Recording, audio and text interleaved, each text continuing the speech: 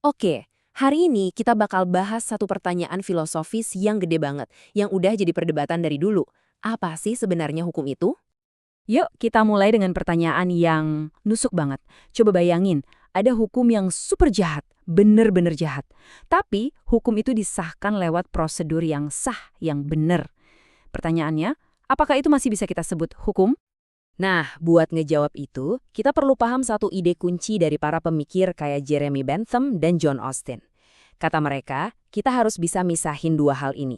Pertama, hukum sebagaimana adanya, ya apa yang benar-benar tertulis di kitab undang-undang dan ditegakkan. Dan yang kedua, hukum sebagaimana seharusnya, yaitu ide-ide kita tentang keadilan, tentang apa yang benar, apa yang fair.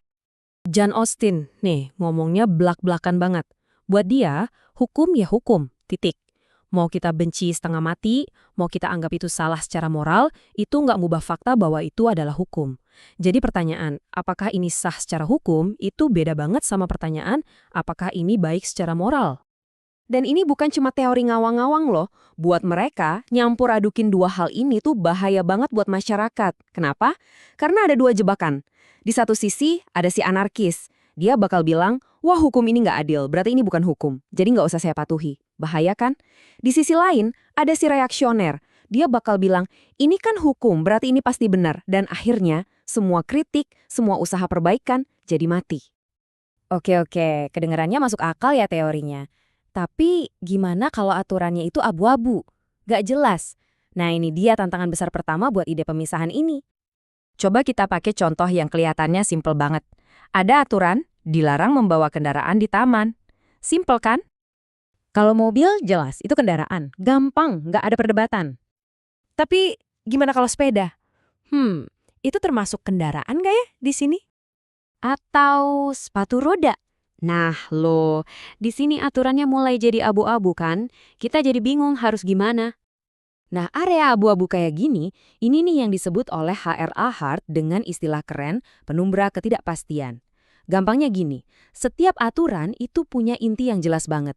Tapi di pinggir-pinggirnya itu pasti ada area yang kabur, yang bikin kita ragu. Di titik inilah para kritikus langsung teriak, tunggu dulu! Mereka bilang, di kasus-kasus abu-abu kayak gini, hakim kan nggak bisa cuma menerapkan aturan apa adanya. Mereka terpaksa harus mikir hukum ini seharusnya gimana sih? Nah, kalau gitu kan artinya hukum dan moralitas jadi kecampur lagi dong. Tapi jawaban dari Hart di sini cerdas banget. Dia bilang, jangan salah, kata seharusnya itu nggak selalu berarti soal moralitas baik dan buruk. Coba bayangin seorang hakim di rezim yang super kejam. Dia bisa aja menafsirkan aturan abu-abu dengan tujuan yang seharusnya adalah memaksimalkan teror. Itu kan keputusan untuk mencapai sebuah tujuan, meskipun tujuannya jahat, bukan penilaian moral tentang kebaikan. Dan ini membawa kita ke ujian yang paling pamungkas, paling ekstrim buat ide pemisahan hukum dan moral ini. Oke, bayangin kita ada di Jerman setelah Perang Dunia Kedua. Pengadilan di sana pusing 7 keliling.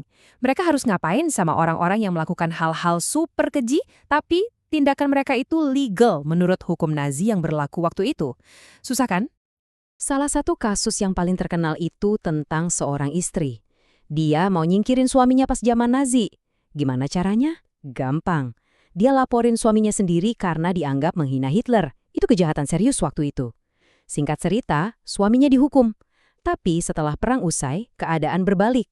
Si istri yang diseret ke pengadilan. Dan pembelaannya apa coba? Loh, saya kan cuma ngikutin hukum yang berlaku waktu itu. Terus gimana pengadilan nyelesain ini? Mereka ngambil jalan yang bisa dibilang jalan pintas.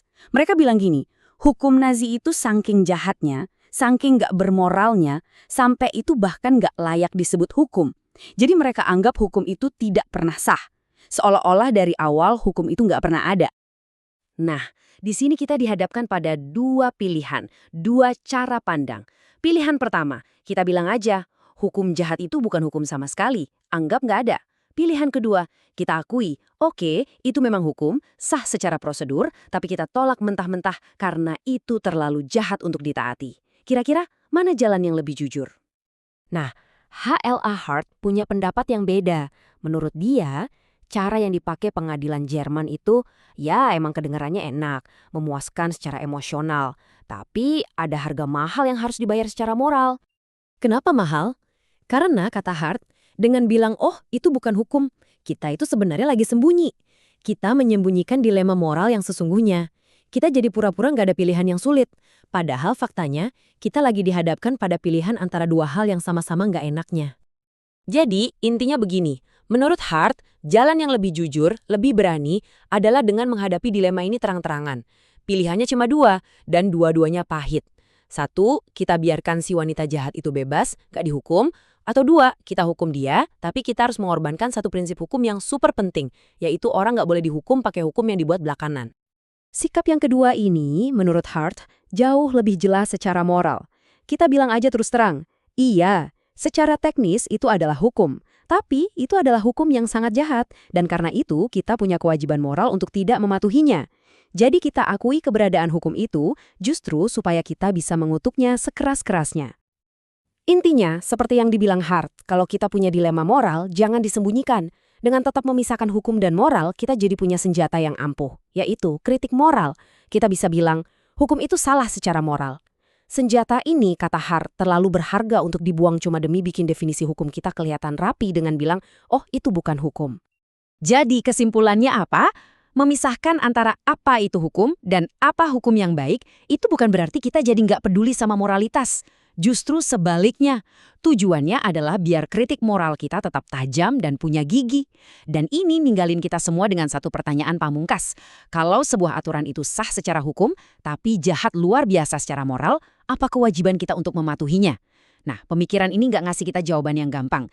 Ia justru memaksa kita untuk menatap dilema itu dan memutuskan sendiri.